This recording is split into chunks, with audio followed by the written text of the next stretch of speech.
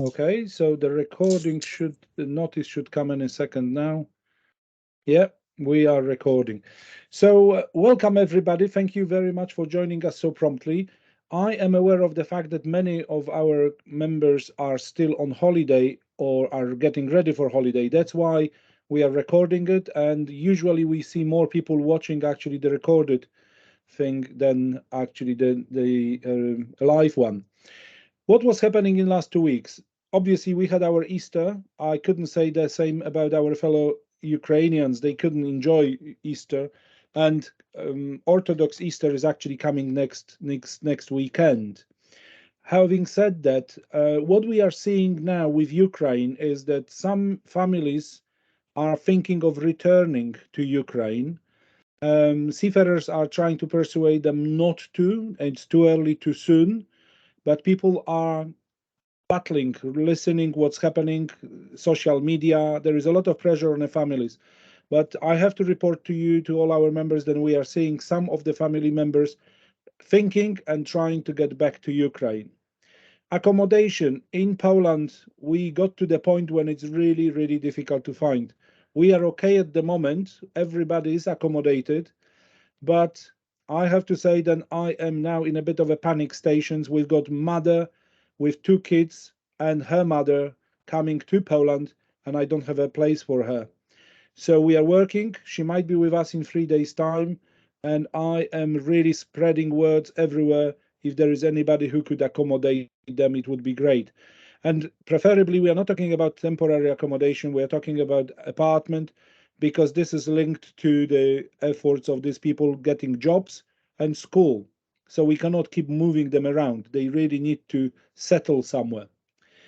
This morning, I did manage to circulate the list of seafarers who are Ukrainians and over 60.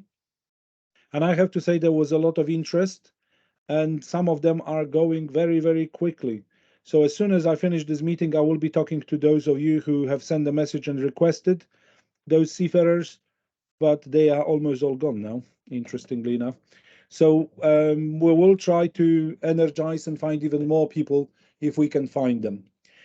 Okay, that's all on Ukraine. I have also circulated ICS report on a perfect storm. Research have been submitted, and we were allowed to share with our members as well. No doubt you will notice that there are several small mistakes or imperfections. One of them is report completely forgets about the Filipino. But we may say everybody knows that Filipinos is the biggest labor providing country, therefore it is all right to miss them. Having said that, ICS accepts the fact and they will make a correction. Also, I was puzzled to see such a big number of British seafarers. I was aware that we've got a lot Brits, and I would add from my research that British is probably, or UK is one of the fastest growing seafaring nation in Europe because of the very good tax regime where the cadets are coming on board all the time. Other countries can only envy UK. That is really, really good. But I think it's overly optimistic to say that UK is now first biggest in Europe. I still believe Poland has 35,000 seafarers and UK only 24 or 24. Interestingly enough, UK has far more seafarers than Greece. So that's an interesting fact for you if you wish. Um, no doubt you saw our message about lifeboats. We did do the little research among our members, and not everybody was aware of that, and not everybody was including this regulation or guidance into the SMS.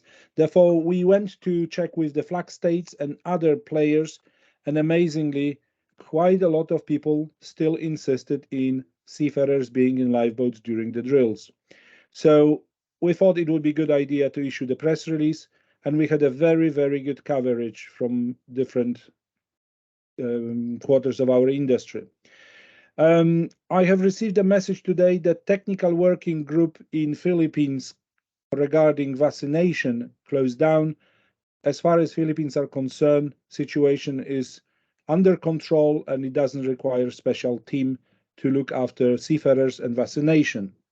Captain Paddy McKnight is in IMO as we speak at MSC 105, and he will be championing human element checklist which InterManager was working with other associations and NGOs to make sure that IMO actually uses their own human element checklist. What I'm talking about, every new regulation has to go through a human checklist.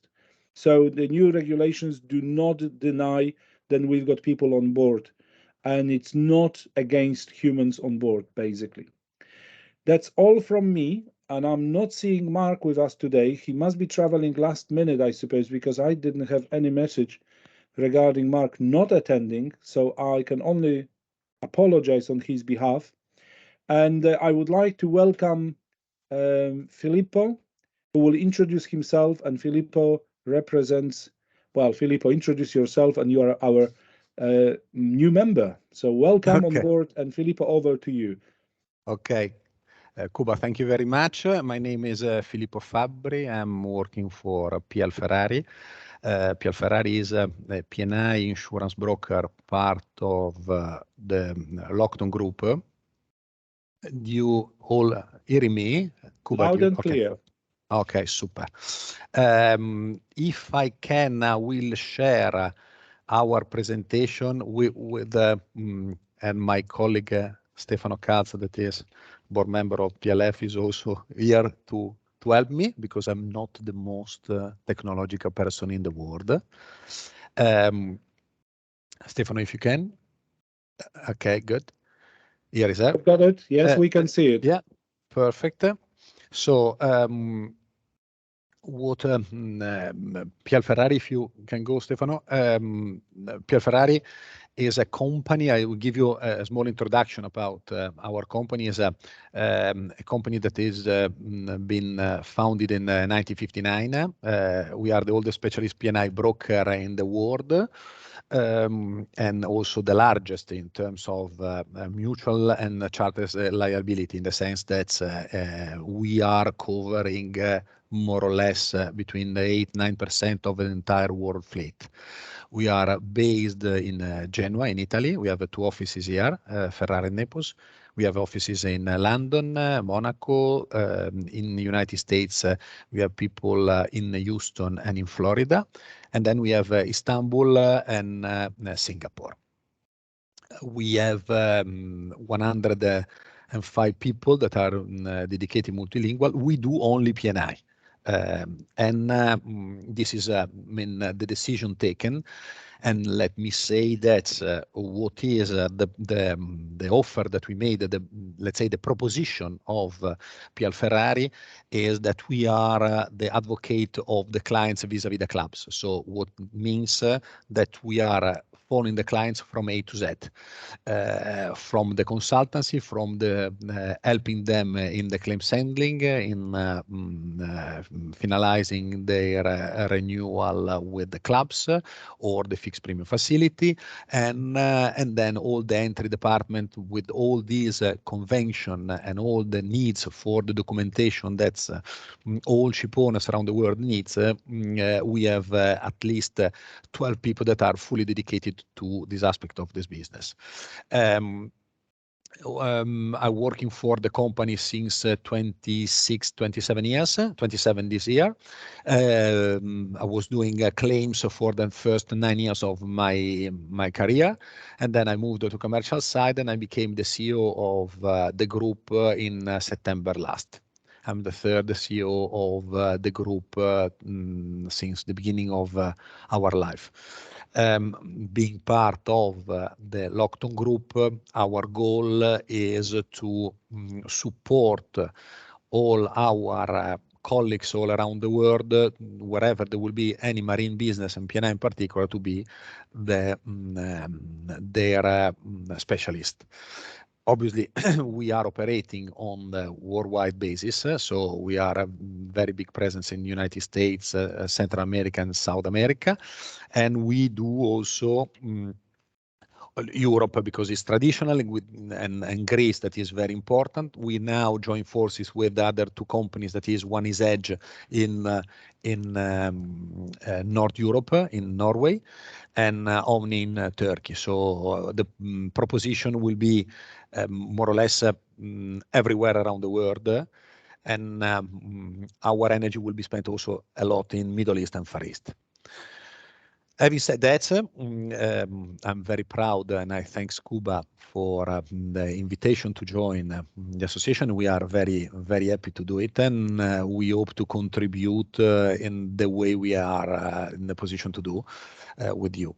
And today, the presentation was related to the impact of the war between Russia and Ukraine. Kuba, if you agree, I start with my presentation in this aspect. Please. As you are aware, the world has been shaken by the conflict brought on by the Russian government against Ukraine, undermining much of the international cooperation and goodwill that the international trade has built in the last decade, and further creeping an already strained global supply chain. The war response to the Russian invasion of Ukraine has been unprecedented, and its global coordination, US, EU, UK, Australia, New Zealand, Canada, and other allies have all imposed severe sanctions and restrictions on the economic activity in the region. Germany stopped certification of Nord Stream 2 pipeline, and a host of countries, as well as NATO, are providing financial support and military equipment to Ukraine. Even a historically neutral country like Switzerland and Israel have imposed a restriction on economic activities with Russia. The orchestrated global response is designed to immobilize the Russian economy in order to bring this conflict to an end. Since this section has a direct impact on international trade and the global shipping industry is essential, that P&I clubs and their members familiarize themselves with the risk associated with this sanction, as well as the likely forthcoming additional sanction, and take steps to mitigate these risks. This is especially true in view of the increasingly tense and volatile political climate. Recently, the Joint War Committee added all territorial waters of the Russian Federation to the Lloyd's Joint War Committee listed areas. These developments may indeed have some practical consequences as regard to the trading of the vessel and the lawfulness of charters ordered to call a Russian port. Namely, that under certain war clauses, charter party, a master be entitled to reject charter's instruction to proceed to a designated area, or even in some cases entitled the owners to cancel the contract by claiming that is frustrated. For example, BIMCO, Con Wartime 2013, Void War 2013 include war clauses that give owners the right to refuse an order by charters to proceed to or continue to proceed to or through an area which the reasonable judgment of the master owner will expose the ship, crew and cargo to the war risk. In this instance, there are no hostilities in Russia, and so there is not straightforward answer on whether the current situation will qualify as war risk under Con Wartime 2013, Voyage War 2013, as opposed to Ukraine, whether there is a clear such a where this is clear such a risk. The threshold test to invoke the clause is to first establish if a war risk exists, and then to assess the risk and level of danger to the ship, which might be tangible and rather high danger. No complex analysis of the degree of risk and whether it is likely to occur is required. Whether or not a situation is dangerous depends on the nature, severity, extent, and prevalence of the danger for individual ships. At the moment, we believe it's rather unlikely that the BIMCO war clause can be invoked. It is important to note that this assessment can change depending on the current situation at the Russian ports. It is crucial for owners and members to procure the primary war cover provided by the H&M up to the insured value of the vessel, or $500 million. The war P&I cover operates as in excess of cover for another $500 million in case of primary war cover has not been purchased by owner. The P&I war cover will operate above the vessel insured value, or $500 million. It must be reminded that the primary war cover excludes the damages caused by nuclear, chemical, nuclear or electromagnetic weapons, although the IG the PNI clubs, international groups of the PNI clubs, provide a supplementary cover for this risk with an aggregate limit of only 30 million or only 30 million. Now let's move to the sanction. As noted previously, the US and the EU and US and many other global allies have adopted increasingly strict and comprehensive sanctions as a central part of their response to the political crisis in Ukraine. It is imperative that the international shipping community continue to closely monitor the rapidly developing Russian-related sanction landscape so as not to run full of current sanctions or additional sanctions that may be imposed.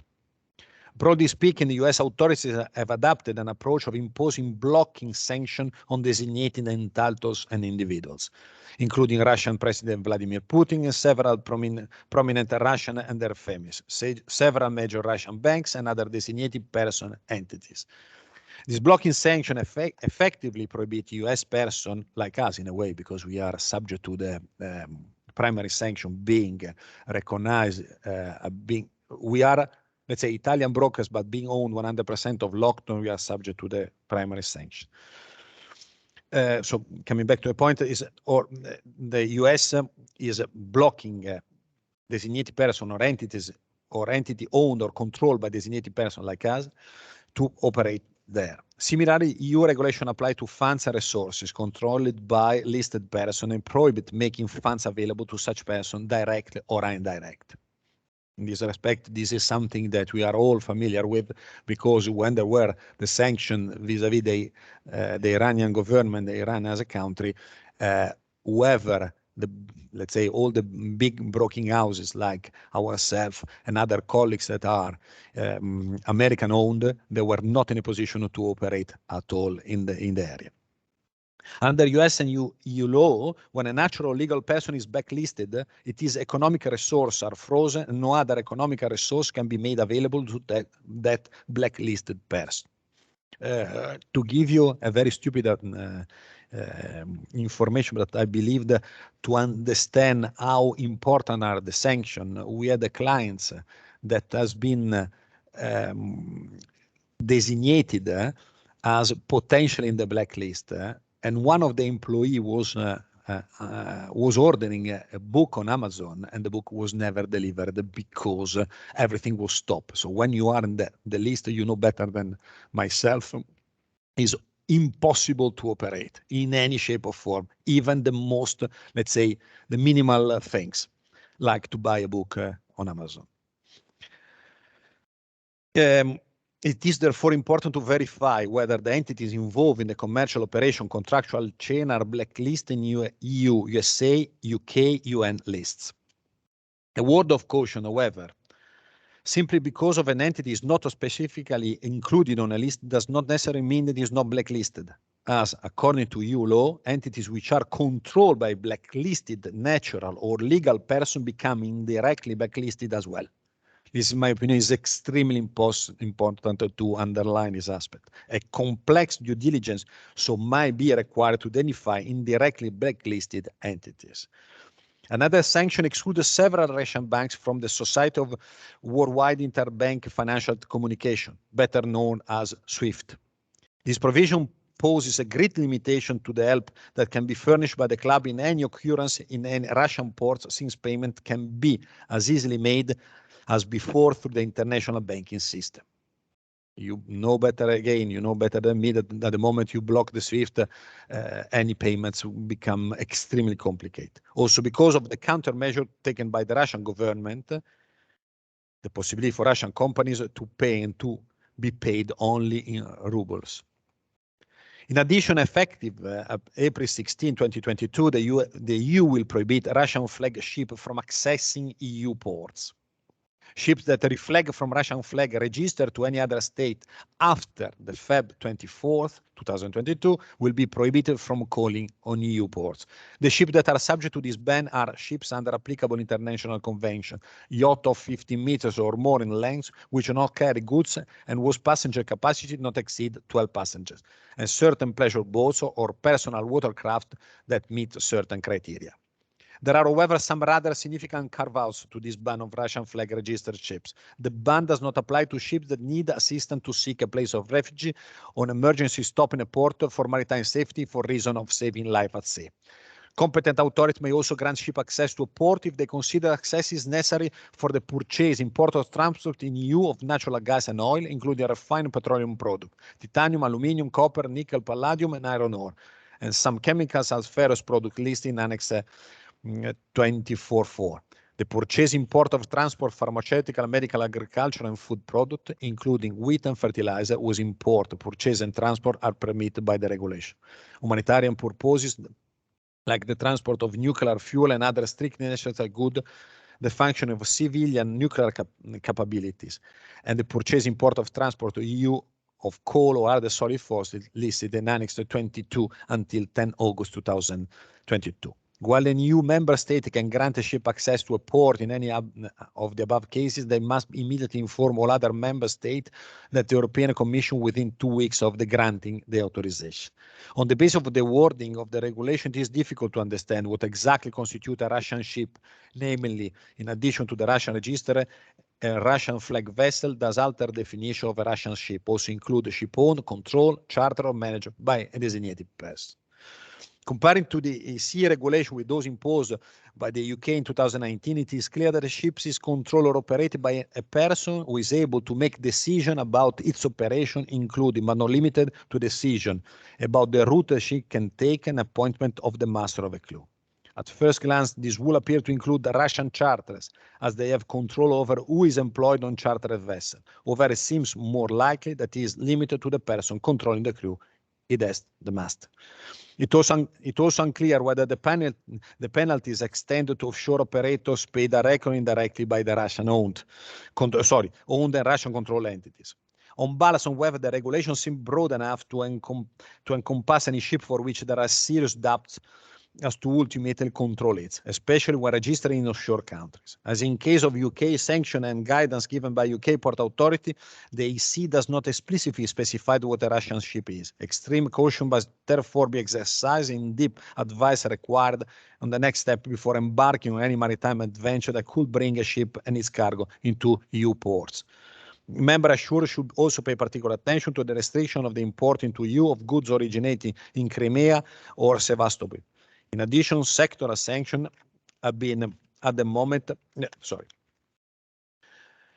introduced targeting inter alia the energy sector with restriction affecting the supply of certain services relating to oil exploration and production. Now we go to the part that is more familiar for us, how the sanction affects the P&I cover. Clubs may have substantially difficulties making payments and accepting payment for that matter to Russia. This may limit our ability to assist with respect of certain claims caused on members' behalf. Secondly, any request for security with the Russian nexus will be subject to additional scrutiny with uncertain results. Members, or let's say members of, when we say members, you know very well, we are talking members of the clubs of the international group or clients for the fixed premium facility. I will describe them members as clients for us. Members must also be warned that certain Russian ports have applied the strict port state control, including unwarranted detention for minor deficiencies to vessels registered in countries officially deemed to be unfriendly to Russia. So it's obviously one side and the other side as well. All P&I clubs rule contain a standard exclusion for liability. Cost or expenses where payment by the association on the provision of cover may expose the association to the risk of being subject to a sanction, prohibition, or any adverse action. So this is exclusion of liabilities if you are in violation of the sanction. That is the golden rule. Liabilities also exclude when there is a shortfall due to an inability to recover insurance or pool contribution from other insurers or P&I clubs, which are themselves unable to pay due to sanction legislation.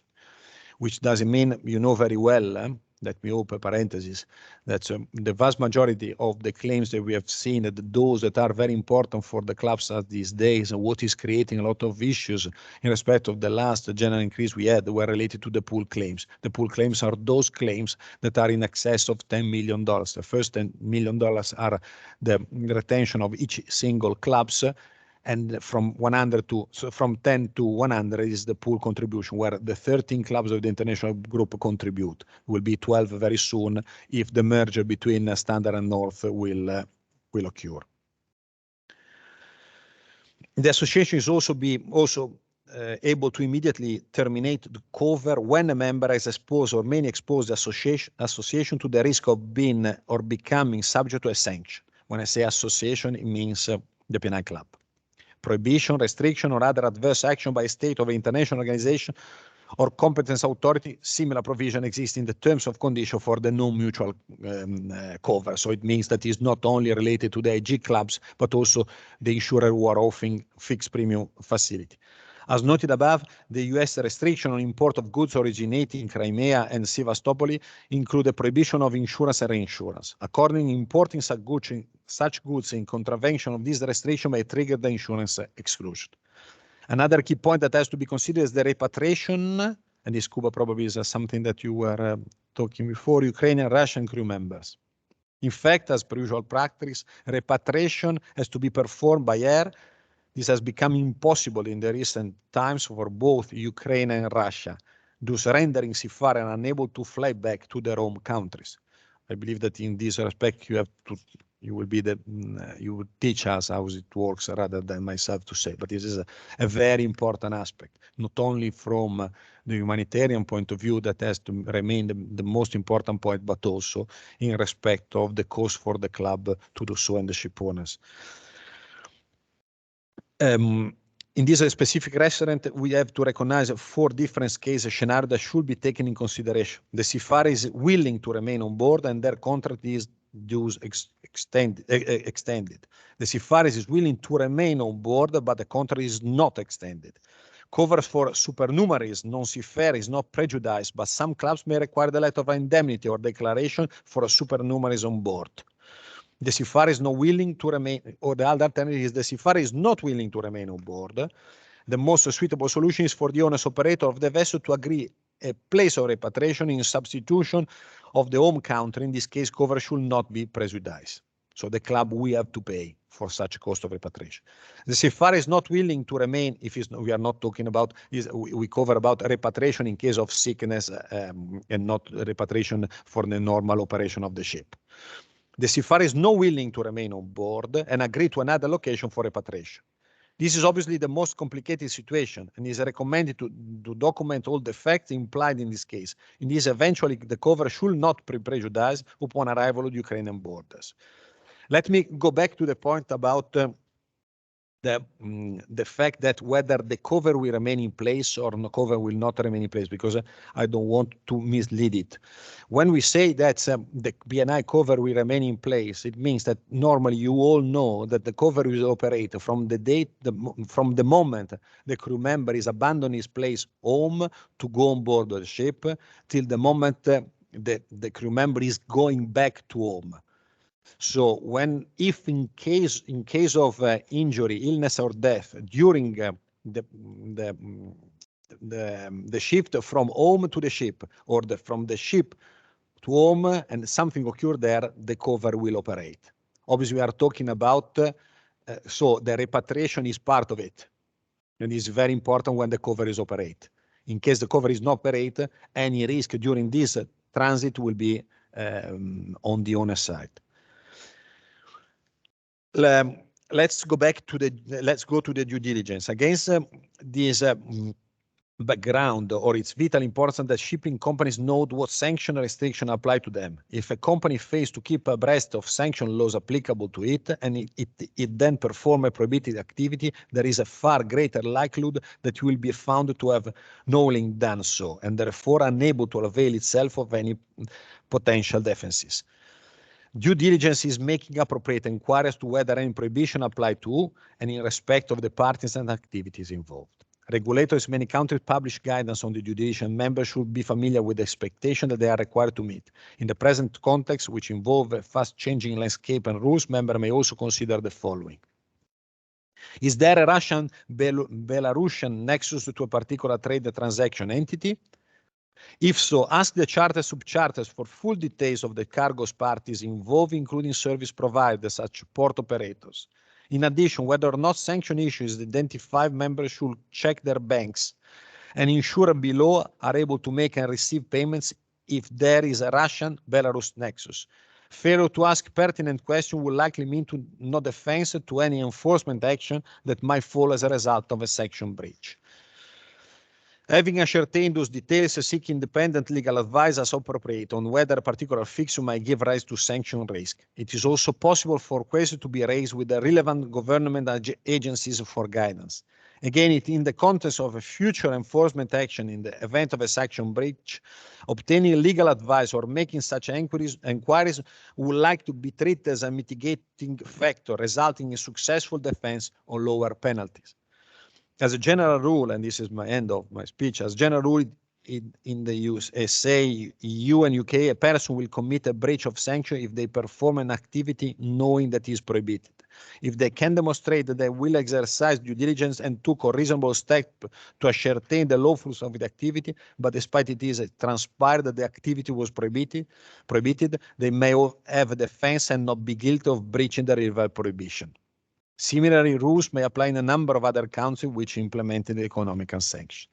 I would like to thank you very much for your attention to that, and obviously I'm open to any question you have in this respect. Thank you very much. Filippo, thank you very, very much.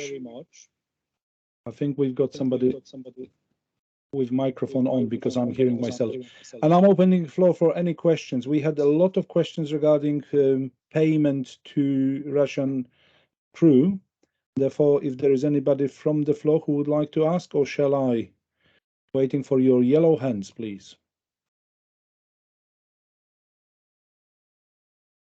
Okay, everybody very shy. So, Filippo, we had this question.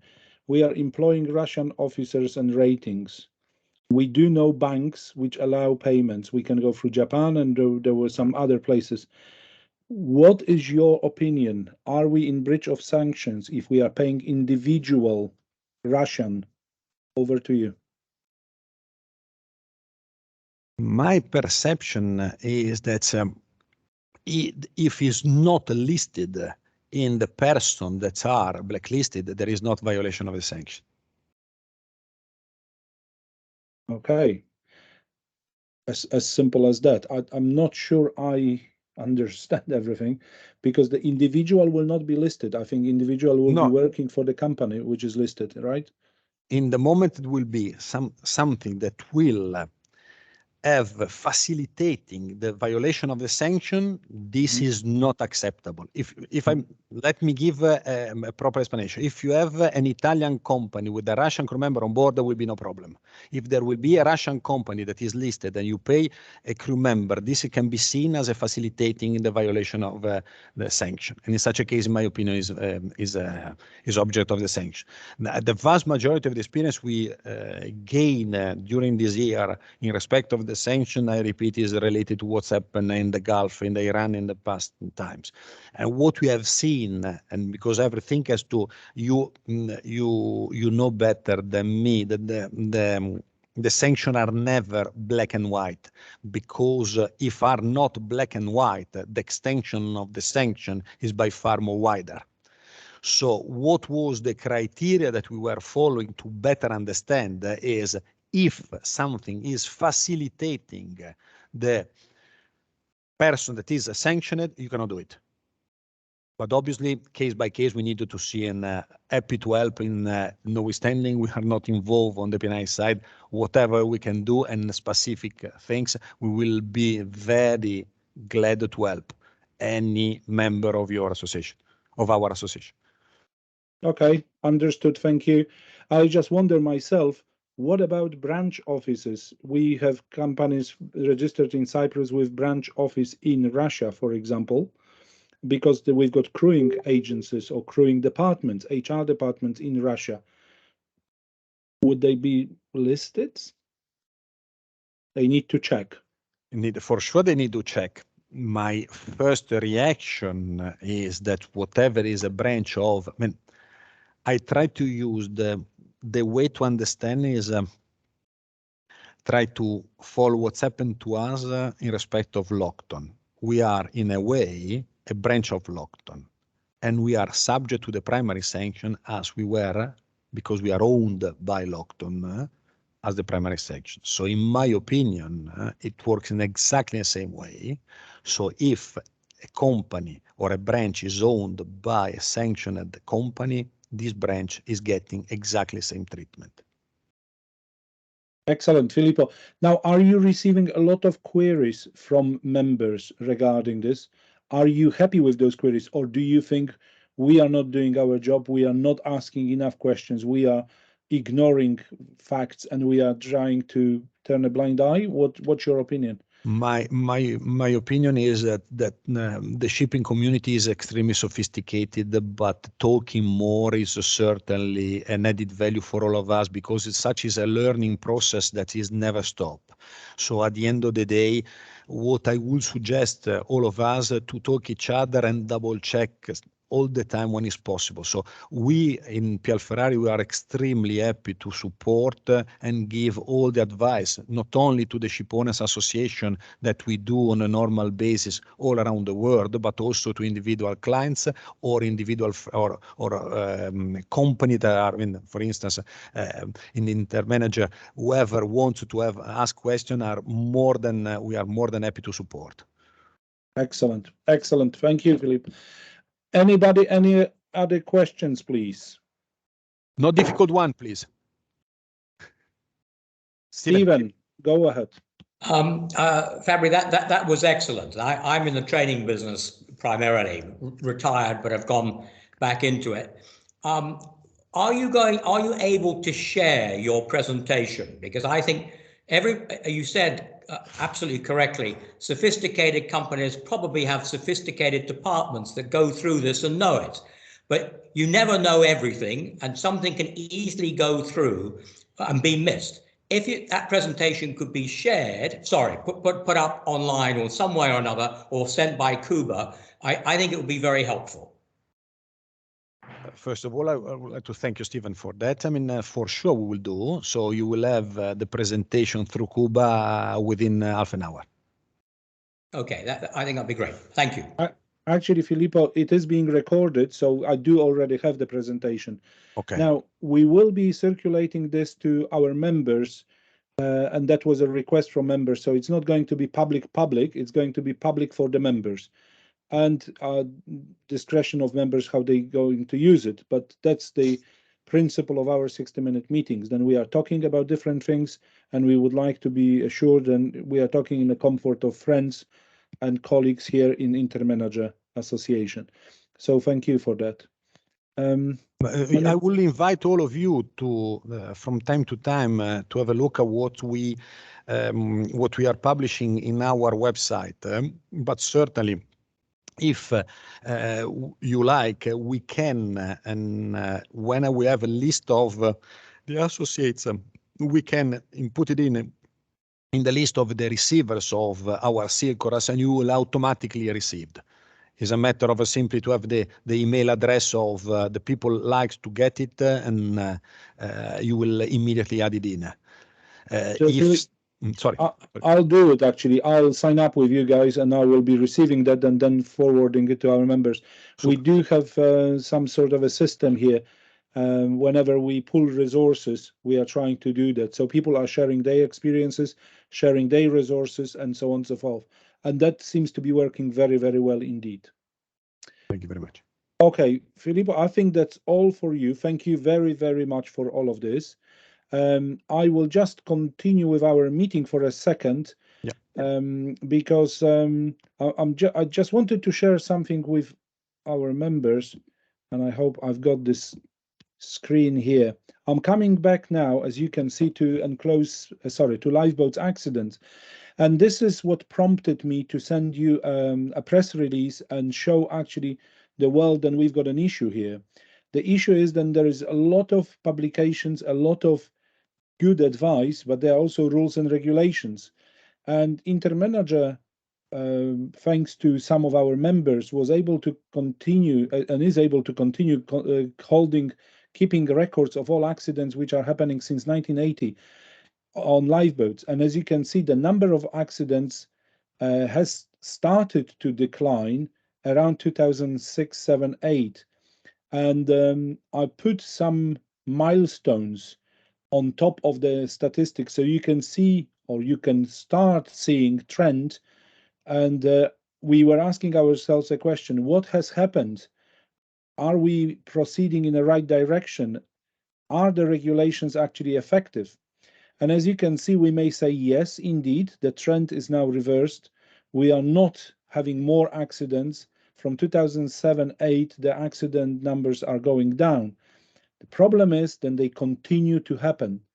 And last year, we have been actually without lifeboat accident now for 13 months, which is very good result, probably the longest ever. But what was really interesting is the fact that the accident happened on a brand new British flag, British crew, British built ship. So the argument very often used by general public or cynics is, oh, well, uneducated crew, bad maintained ship, and so on and so forth. This proves then actually what InterManager has been saying for many, many years. It's not about people. It's about equipment, design of the equipment, and the way it is ignoring humans who are supposed to operate. Another thing which I have to say I've got on my shoulder as a chip is the fact that this accident happened 13 months ago and we still do not have official report. And that is very, very poor, especially if we compare ourselves with air industry. Air industry will actually suspend any operation until the report with root causes is available. We don't seem to have that in shipping industry, and I am dreading now that if we do have another accident and it is actually the same root cause we had 13 months ago, we would really be snookered, basically. So I'm warning you, watch out, make sure that the circular which have been circulated together with press release is well obeyed and understood by your HSEQ departments and more importantly by those on board.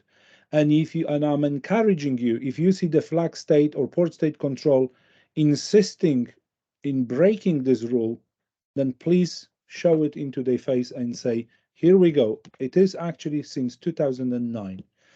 That's all from me for today. Any questions, any comments? And I would suggest then we've got another meeting in 2 weeks' time, and I will be circulating invite next Wednesday when I know who is actually presenting for 15 minutes. Anybody else? Anybody? Anything? No? Therefore, thank you very much. That's all from me today. Speak soon and see you next 2 weeks' time. Bye. Thank you very much. Thank you very much. Bye. Thank you. Thanks very much. Thanks very much. Thank you.